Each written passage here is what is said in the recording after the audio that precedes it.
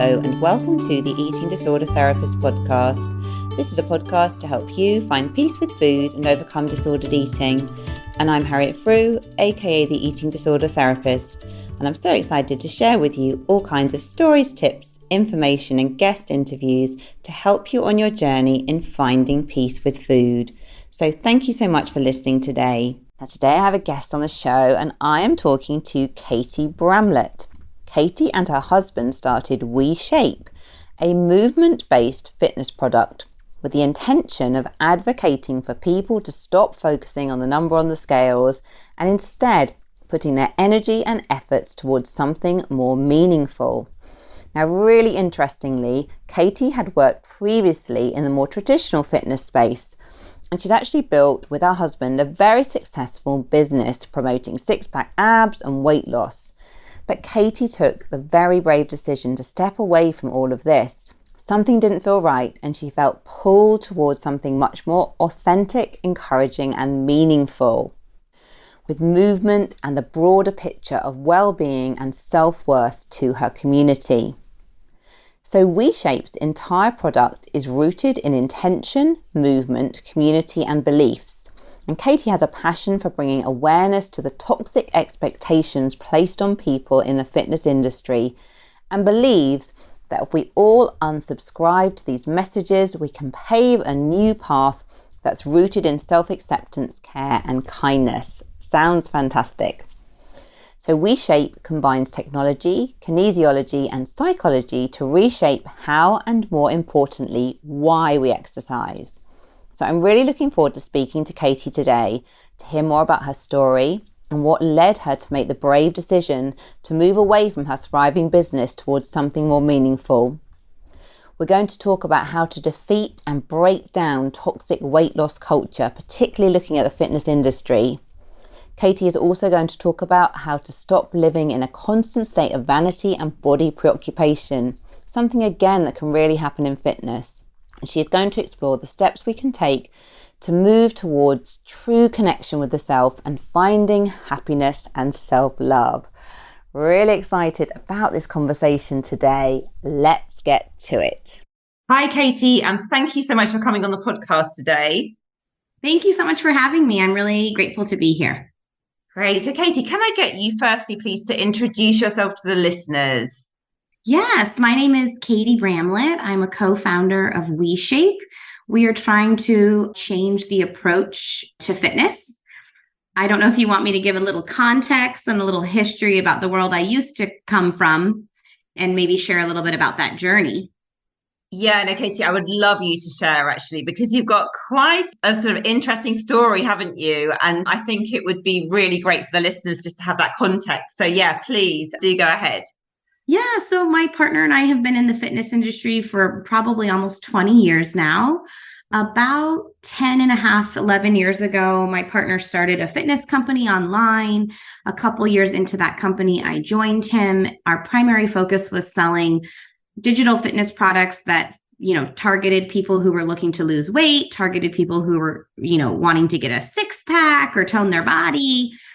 And, I use this analogy in the story of like my Instagram life looked really great, right? Like I had two small children. My husband and I were running this successful fitness company. We had made the Inc. 500 3 times. We had really successful growth.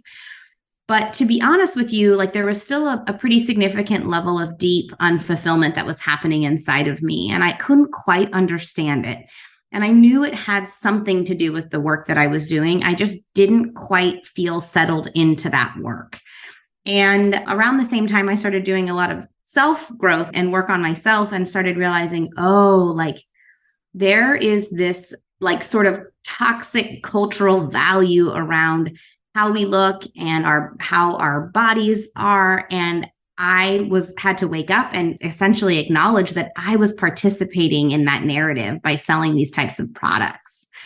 So that was a little hard because there was a lot of shame and there was a lot of, regret, like, oh no, like it was like I was like asleep at the wheel. Like, oh, of course I'm getting people healthier. I'm selling them fitness products. But the truth is I was actually participating in a cultural narrative that was really centered around some toxic messaging, right? So once I kind of woke up to that, my partner and I decided to kind of take a 180. We actually shut that company down and we developed a new product that was rooted in getting people to do at-home workouts that focused on how they felt and forming a community around those people that basically presented a new way of looking at fitness and really created a support network so that we could come together and say, oh, it's really hard to go a different way when we live in a society and a culture that really values this other thing. We're going to go this direction instead because we know that it has much greater value for us physically and emotionally and psychologically.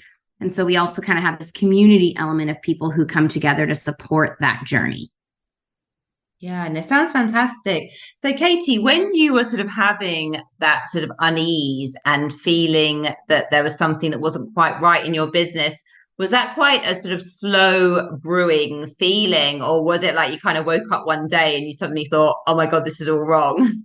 It was slow brewing. I mean, before I had really woken up to the toxic fitness industry, in a sense, we already knew we wanted to build a different product that was a higher quality product that was rooted in getting people to move better in their body. And that felt really good, but I still knew there was something missing. So for 2 years, we built this technology-driven product that allowed people to have like really customized experience that focused on movement and not exercise, which there's a pretty significant distinction between those two things.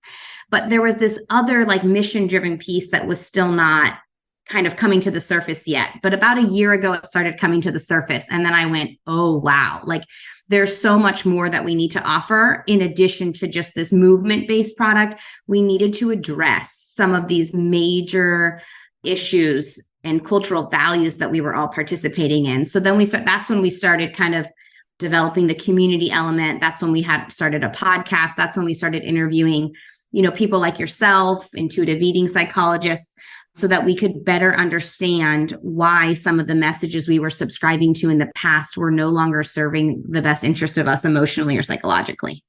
That makes sense. And can I ask as well, was your husband very much on board with this from the get-go, or did you have to kind of like, educate him, I guess, a bit about all of this?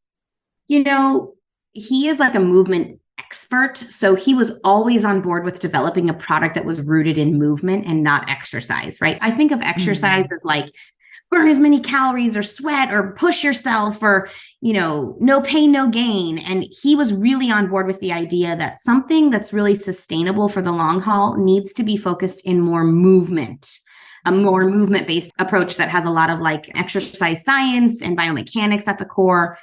And so he was very much on board for that. I think that I'll just share that there was a lot of discussion as some of this toxic weight loss culture stuff came to the surface for me. And I really we had a lot of back and forth, but we do have 2 young daughters. And I can give you a pretty concrete example that really opened his eyes. My older daughter has struggled a lot with different infections. She had Lyme disease and a Bartonella infection. And we have always had to like take her health into more deeper consideration. And so for a long time, we weren't allowing her to have gluten. And it got to a point where I noticed she was sneaking the food. And then I thought, oh no, like here I am thinking that I'm offering her wellness, but I'm really putting her on a path to having maybe, not a healthy relationship with food. So I sat down with her and I said, can you help me understand your experience with having to be gluten-free?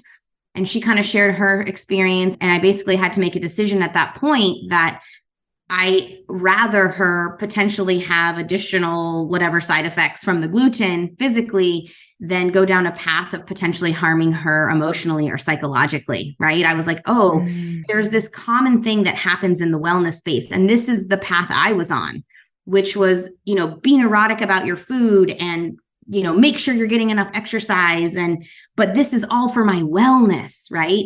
And there's a lot of underlying problems with that. And it was basically praised what I was doing, right? And I had to step back and go, we need to better understand the implications of this, what we're offering her and how we're communicating these things. So yeah, it's been a journey. But when my husband saw her go through that and just sort of this experience of like, we're potentially going down a path here we don't want to in the name of wellness, I think that's when some of his values and ideas started to shift, because he was on the same page, right? He was like, oh, well, this is the healthy thing to do. And I'm like, maybe not.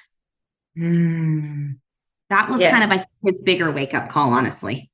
Sure. It makes so much sense, doesn't it? I think when it comes to your children or anyone that you really love and you're facing these issues head on, like it sounds like with your daughter, you were really looking at wellness then, I guess, in a different way, weren't you? And really evaluating the psychological and emotional impact on her relationship with food and really holding that kind of bigger picture of her mental health.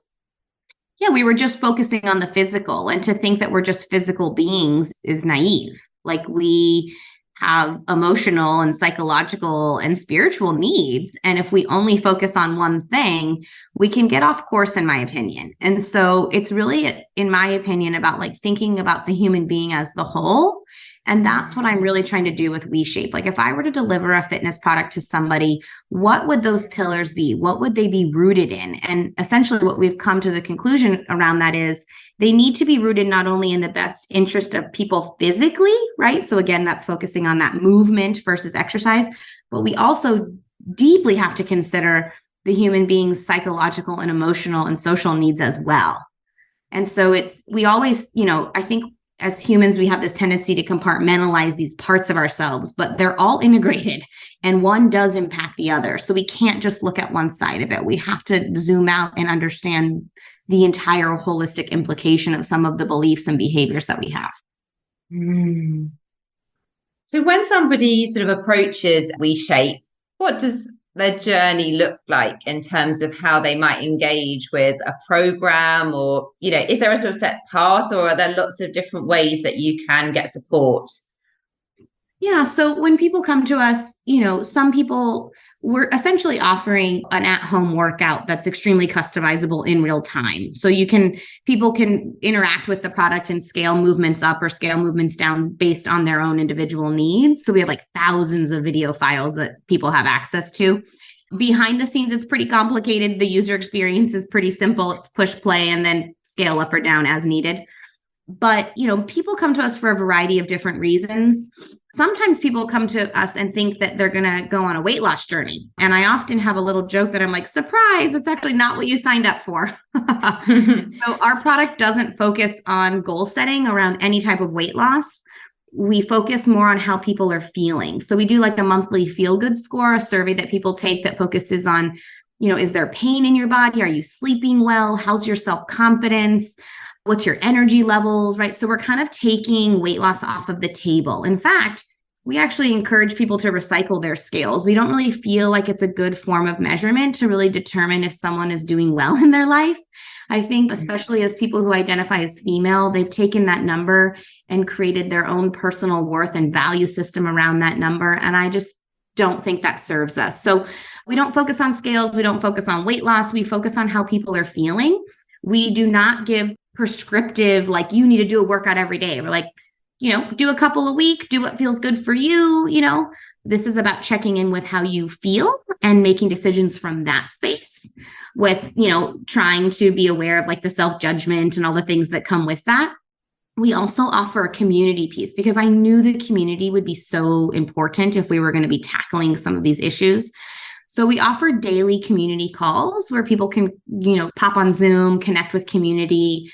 We have like a Q&A where if people have like movement related questions, they can check in with our head coach. And then we just have share calls where we connect with one another. We talk about our experiences. We lean on each other for support. Like I recently had a woman on, she was like, oh, I'm just feeling a lot of guilt because I haven't done a workout in 2 weeks. And I said, oh, really? Share with me more about that. And I said, these are the exact things that I want to address because we've been trained to feel guilty if we don't work out. And the reality is that as a human being, sometimes things come up and we might not work out for a couple of weeks. So how do we shift the perception to say, oh, life got in the way and we're actually going to offer ourselves grace and compassion and kindness. And we're not going to go down the road of criticism, self-judgment, I should. We need to understand the implications of that narrative, right? So that's why we don't really offer prescriptive, like you should be working out this much. We're like, check in with yourself and see how you feel. And then if people are struggling with sort of some of the emotional side effects of those things, we like to have discussions around them. So We're also adding a weekly podcast discussion group. So we release one podcast a week. We usually talk about, some of the things I'm sure that you talk about on your show. And then we're hoping to connect with the community about some of those topics so that we can just, kind of, for lack of a better way of saying it, like expose the fitness industry and some of the messages they are sending, and then really evaluate if those messages serve us. Most of the time they don't. And really just have deeper discussions around how we could change our perception or shift this narrative to better serve us emotionally. And have you found that people have been very receptive and making good use of the community aspect of the support? Yes. Well, I'll tell you, when we were at the end of building this product and releasing it, like I said, it took 2 years to build. That's when I was like, whoa, I'm really happy that this product is ready to go and it's rooted in movement. But we also need to have this mission of kind of, deeper understanding of the toxic weight loss culture.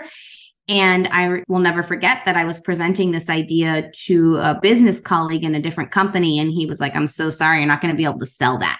People they just want to lose weight. That's all they care about. And I was like, oh, well, you watch me sell this, because just because you say that doesn't mean it's not possible. And in fact, my experience is that when we give people permission to not focus on that anymore, and we give people permission to evaluate different belief systems that better serve their emotional and psychological needs, I actually see like this energetic weight come off of people's shoulders. They're like, oh my gosh, thank you so much. And part of that is this community piece, because we're all coming together to have these discussions. We're saying, this was how I grew up as a child. These were the messages I received through magazines and media, and this is what it's done to me. And then we can go, yeah, wow, that's really hard. Like, how do we support you in that? How do we come together to say, hey, over here, we're shifting some of these belief systems, right? Because to think that everyone should be a certain weight, or that everyone should be going to a certain one body type when there's 8 billion people in the world. I mean, when you really do that, when you really look at it that way, it's like, I can't believe any of us have ever bought into it to begin with, right? Mm-hmm. Yeah, and it's so true. So would you say as well, one of your first pieces of perhaps working with people in the community when they come in is starting to really give them that permission piece to like break down some of these beliefs, give them permission to start to think about things differently, just kind of open their eyes, I guess, to a different narrative? Absolutely. I mean, I like to use the example of like, usually when people go to join a fitness product or a fitness community, there is something about their body that they want to change. And consciously or subconsciously, they're using that community or that product to make that change. And at WeShape, we are telling people on day one, you are worthy. You are valuable as you are, and there's nothing about you that needs to change in order to feel more worth. So I think right away, what we're doing is just holding space for people. So people can come in and they can say, I really appreciate that you guys don't focus on weight loss, but my mind tells me that I need to be thinking about that. And most of the time, I just hold space for those people and say, that must feel really hard. Like, tell me more about your experience. Because what I really want to offer is a safe, judgment-free space where people can process some of the beliefs, some of the narratives that they've subscribed to, and then just offer resources for a different perspective, different narrative, different way to approach it. Yeah, it sounds so helpful, doesn't it? And I think there's such incredible value in terms of just providing that safe container where you're really holding space, because of when we've like been indoctrinated with these beliefs really from birth and all the generational stuff, it takes time, doesn't it? You can't kind of like come on an hour call and then change your whole perception and, almost deconstruct the whole scaffolding of your life. It takes time, doesn't it? I actually think this is a lifelong journey, to be honest with you. And, when we first launched this and we were moving down this path, I was really worried because I was breaking down my own beliefs, right? Again, I was really on a path of like, wellness is the answer, but really there was some toxic behaviors I was participating in, but I was calling it wellness. And so, I just really wanted, I told myself, if I wait to figure this all out on my own, I'll never actually be able to serve a community. So I rather just say, I'm figuring it out too. And we're coming together to give people a space to just take their time with it, to just, accept where they are, accept the process, and have support along the way. That is really what I'm trying to do with the community. It's okay if you haven't overcome some of these beliefs. I haven't either, but we want to have a safe container where everyone can come in, regardless of where they are, and experience the support of a community who is at least trying to create new values. If you're looking for support for yourself or for a loved one who's struggling with an eating disorder, I recommend you take a look at Ultim Health. Ultim Health was founded by Dr. Courtney Raspin in 2005, and since then it's grown into a clinic of more than 20 registered psychologists, psychiatrists and dietitians. The team works with private clients experiencing anxiety, depression, the effects of trauma and other mental health conditions, but they specialise in eating disorders and body image issues. For a successful recovery, it's so important to find a therapist you can trust, and at Ultim Health you can choose from a range of highly experienced, compassionate and caring therapists. It provides tailored treatment plans to suit your unique needs and personable, convenient and flexible treatment options. Meet your therapist face-to-face at their cosy and welcoming clinic in central London or online via Zoom.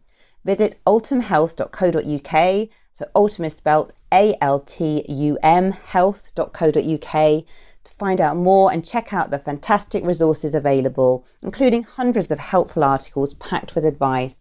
And look out for the free Improve Your Body Image worksheet. I think there's a lot of power as well, Katie, actually, perhaps with you feeling that you are sometimes only one step ahead, because you're almost fresh from the trenches, aren't you? And you're going to have that real empathy and connection with your community because of you've just really walked that path, haven't you? And you're figuring it out yourself. So, I think people find that really, really helpful as well. I think it's almost even more valuable that you're on that journey. Yeah, I mean, I can see what you're saying. And sometimes it's hard for me because I'm like, I don't have all the answers either, everyone. But I think that you're right. Like I'm bringing people on the podcast, for instance, where I'm like, I want to learn, I want to better understand. I'm right alongside everyone in our community. And I think you're right. It just takes time. We are indoctrinated into constructs and belief systems, and we're not, from a young age. And when we're indoctrinated in those things, we're not asking ourselves, is this belief system the best thing for me emotionally and psychologically and physically and socially for the greater good? Like we're just doing that's how human beings develop. We're just doing what we were taught. And so now as adults, we can come in and say, wait a minute, let's pause. Let's evaluate some of the things that I was participating in. And let's get honest. Was it serving me? Was it actually helping me? And I think most of the time when it comes to a fitness program or it comes to, the messages or things we've been indoctrinated into around our body, most of the time my discovery so far has been most of those messages have not served us and have not had our higher good in mind. Mm-hmm. So obviously as well, in our culture today, with all the social media and everything else, it's very seductive, isn't it, to base so much of our worth on how we look and how thin we are and how lean we are and all these kind of photos and et cetera, et cetera. So how do you think as well that we do move away from evaluating ourselves so strongly in terms of, our looks, our appearance, our weight? How do we start to make that shift? And I'm sure some of it is what we've just been talking about, starting to look at things in a different way. But I'm just very conscious. I'm thinking of a group I'm running at the moment in the National Health Service, and there's a lot of young people in that group. They sort of take it as a given, really, that their appearance, their weight, their looks is their worth. And being even just begin to question that just feels almost insurmountable for some of them. So I guess I'm wondering, what are your thoughts on some of that? I mean, I think it's baby steps. And I think that ultimately, when we go down a path of defining our worth through how our body looks, we are going down a path that I like to call is fake fulfillment, right? It's kind of going back to that narrative that like I had the successful business, I had, things that people felt would be like what they would want in their life. And I did not have authentic power. I did not have deep fulfillment. So I think just having the understanding, and sometimes we all have to go through those experiences to get to that, whatever we think will make us happy, and then go, wait, I'm not as happy as I thought I was going to be. And so, I think it's just the understanding that going down that path might not bring you exactly what you're hoping for. And then I think it's just baby steps, just asking questions, getting curious, being open, right? Like I always laugh that one time I got this book called Food is Not Medicine because I was so obsessed with wellness that, 3 years ago, if someone said, you should read this book, Food is Not Medicine, I would have been enraged. I would have been triggered. And now I'm opening up the door and cracking the door to just possibility of a new way. And I think that when you decide that you're available to just crack the door and have a bit of an open mind for what other narratives and perspectives might be out there, I think just that intention alone will sort of have an organic effect on how things start to unfold. It wasn't overnight for me. It's still unfolding, but it was that idea of like, I'm just going to crack the door and see what else is out there that allowed me to not feel completely overwhelmed with having to change my beliefs overnight. It was just one step at a time. And I try to just continue down that path. So if I do get overwhelmed, I remind myself, okay, if judgment comes in like, oh, you should have known this, or how could you have not seen it that way? I'm like, okay, well, don't judge the judgment. Accept your journey, accept your path, and just be open. And I think that alone can have really powerful impact. Yeah, no, I love that actually. Yeah, the baby steps, it's the same with everything, isn't it? The baby steps are always the important ones, aren't they? The baby steps, the underwhelming, the sustainable steps. And as you say, like being open and being curious to the world, really, and, not being really harsh on yourself and beating yourself up where you are. I think that's the very first step is like, I accept where I am on my journey today, and I'm open to new perspectives and new experiences that may better serve me. I literally think that is the first step. And I think that it will naturally, organically unfold from there. Sure. And it sounds to me, Katie, as well, as though you are incredibly passionate about all of this as well, perhaps having reached almost, I mean, I'm making assumptions here, but perhaps almost like a kind of pinnacle of the fake fulfillment. I would imagine you were kind of like really down that rabbit hole where you were sort of in the fitness, in the business, and it, like you're saying, it kind of all looked really good, but you kind of were on that pinnacle of what should be making you feel great, but there was just really something missing. There was really something in my intuition told me something wasn't right. It took me years to finally come to the understanding of what wasn't creating alignment for me. But again, I just said, I'm going to keep trusting this process. I'm going to keep being curious. I'm going to keep cracking the door to other possibilities. And through that, I was able to really go down a path that brings so much more fulfillment. So, I mean, just to give you an example, my partner and I have primarily self-funded this new business. We are in the middle of raising capital. It's been extremely difficult. There are many people in the business world who would say, I cannot believe you've taken the financial risk that you have. And the funny thing is, like, I'm in the middle of this and I've never felt more fulfilled. And in the past, had plenty of success to not even worry about those things. And I was deeply unfulfilled. So it's physical proof to me that having success, meeting the criteria that society wants you to have in terms of your body or your money or your it actually didn't do anything for me. And so here I am in the middle of this kind of stressful, chaotic capital raise. I'm having financial advisors say, are you sure this is pretty financially risky? And I'm like, I've never been more fulfilled. Yes, I do. Yeah. So yeah, it's been a really interesting experience. And I'm just, like I said, the openness is what allows me to keep going. Yeah. Well, it's so inspiring to hear that, because I guess you really have, taken that brave and courageous step of really stepping into your own power, being aligned with your values. And, although you experienced that kind of fake fulfillment before, where I'm sure you were like praised and validated and glorified by the world, it felt kind of really icky. Whereas even though this is scary, it just feels really right. And, it feels very grounded, I guess, doesn't it, in something that has like a bigger mission. And yeah, it sounds really exciting. I think, yeah, I'm really excited for you. Thank you so much. I mean, I like to even say, like, I feel like the human experience is a crazy experience. And I feel like I've really shifted my perception in the last few years around asking myself, am I coming home to me, or am I coming home to someone else's expectation of me? And I think that if we can ask ourselves that question, I can look back on my life and I can be like, oh, I was coming home to someone else's ideal. That was not my ideal at the core. And it was reinforced by the society I was raised in, by the people I was surrounding myself with. And so I kept going down that path because I'm like, this is what I'm supposed to do.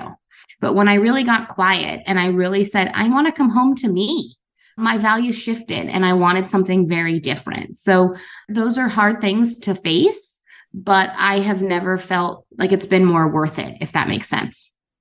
Yeah, completely makes sense. And I think those are two great questions. Like, am I coming home to me, or am I coming home to someone else's expectation of me? So I think everyone listening, take a quiet moment and just really reflect on those questions, because I think just so important, isn't it? To give ourselves that space and just to kind of reflect and to think about these things, because often we don't. We're so bombarded by all the noise of the external, aren't we? We are, because I think external validation feels good, but it's a temporary feeling and something that I feel is more long-term, more sustainable in terms of fulfillment. And, it really does come back to, am I coming home to me? That, in my experience, has been what has brought true, authentic power for myself, is not going home to somebody else. It's coming home to me. And that's why at WeShape, I'm like, okay, many people. So we usually have people take a quiz so that we can better understand what their physical capabilities are, so we can start them in the right spot. And on that quiz, I had to sort of, go back and forth with our growth team, marketing team, because they were like, we need to have an option of like people coming in here because they want to lose weight. If they don't have weight loss on the, first question of the quiz, they're going to leave.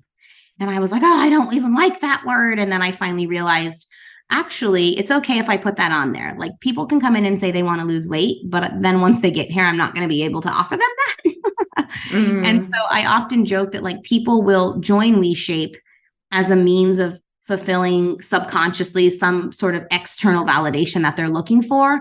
But my hope is once they've been in WeShape for a little while, they've really honestly just been given permission to come home to themselves. And that is what we have discovered.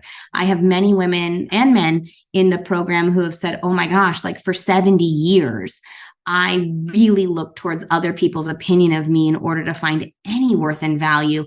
And now I can be in myself and feel complete worth and value after coming here. So that's what I'm really trying to offer people. Yes, we offer an amazing workout. That's great. I do believe people's bodies should move. You feel good when you move your body, but from the intention and from the space of something that is bringing you home to you, not from the intention or the space that is trying to get you to meet a standard that someone has set for you. So, Katie, can you say a bit more about what are some of the ways that we do come back to ourselves and to begin to find that alignment and self-love?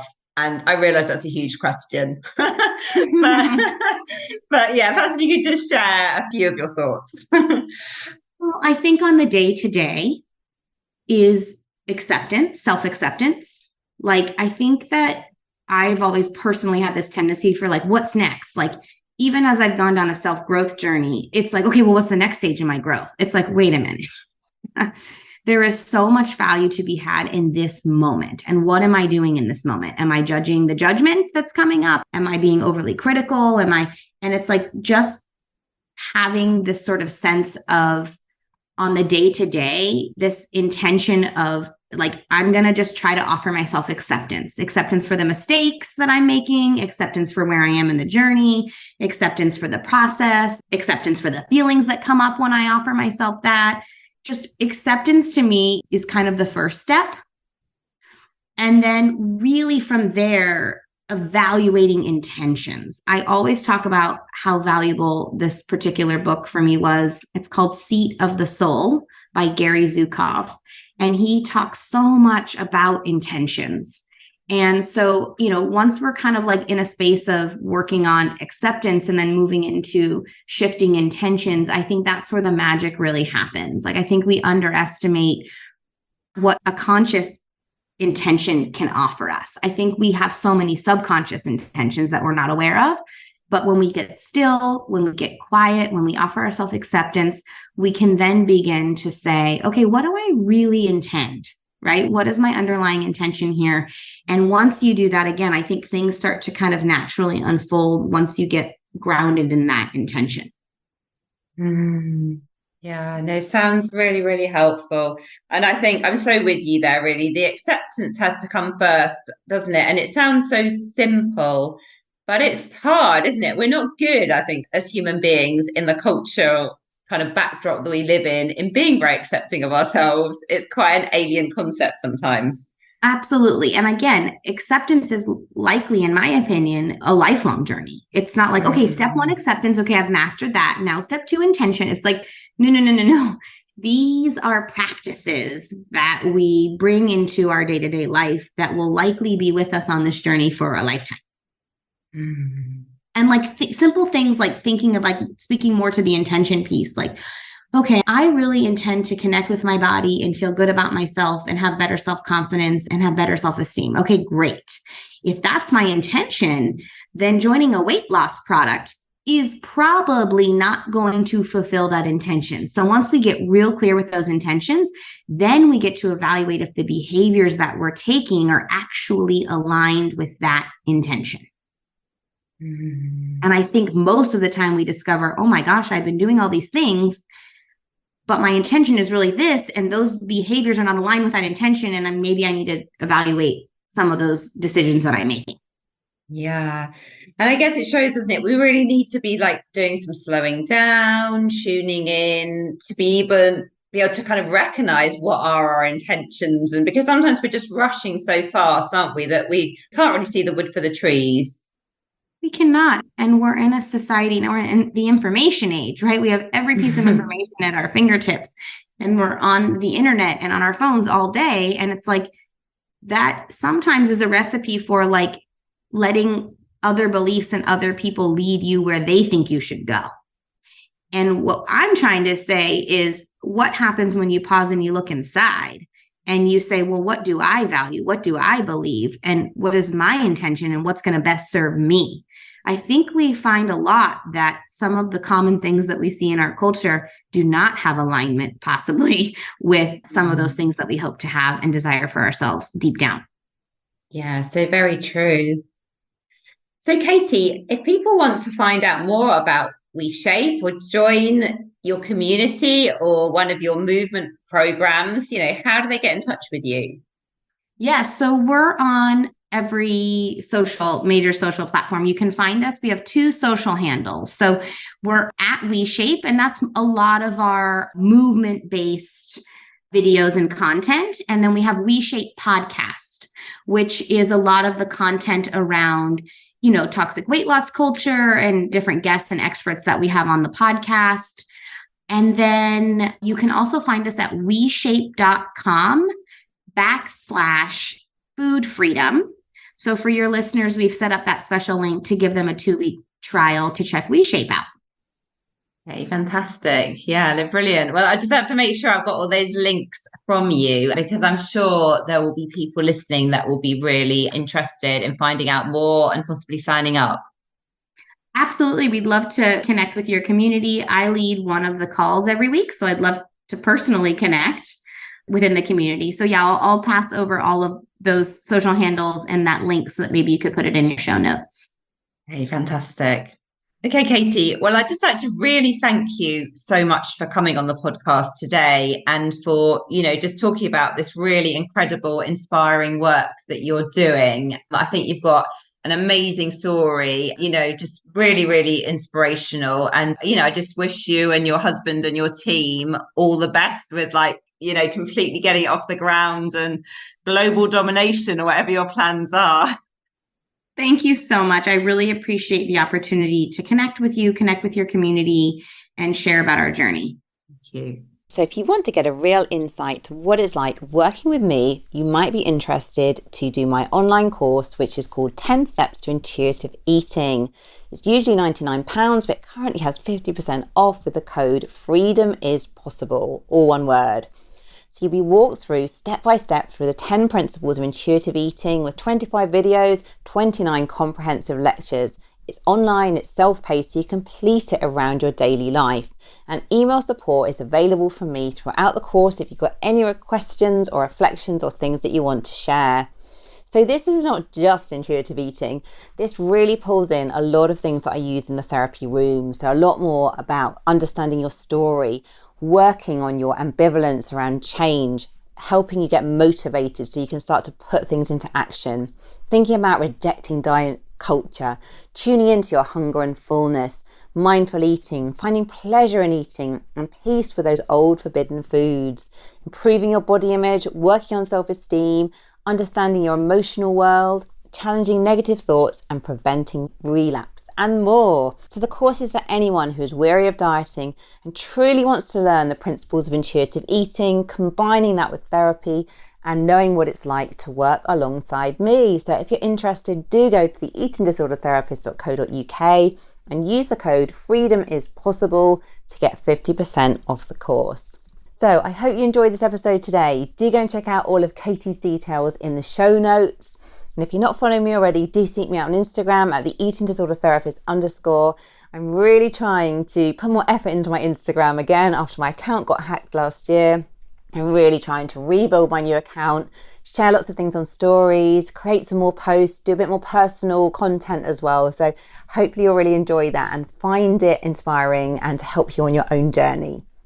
Thank you so much as well to everyone who's listening and to everyone who has rated and reviewed this podcast. I appreciate it massively. It does help the podcast reach so many more listeners. And I'm so grateful to have listeners from all over the world. So thank you so much. Thank you so much for listening today. And I look forward to sharing another podcast episode with you very soon.